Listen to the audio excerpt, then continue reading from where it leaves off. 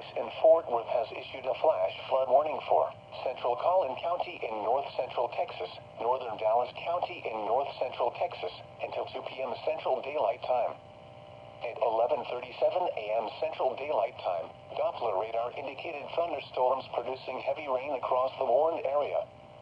Between 1 and 1.5 inches of rain have fallen.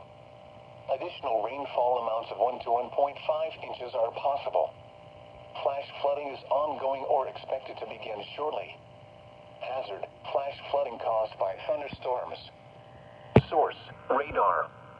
Impact: flooding of small creeks and streams, urban areas, highways, streets, and underpasses, as well as other poor drainage and low-lying areas.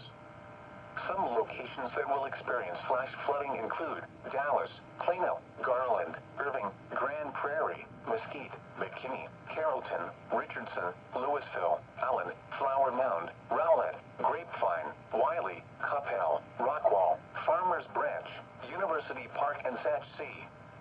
Turn around. Don't drown when encountering flooded roads. Most flood deaths occur in vehicles.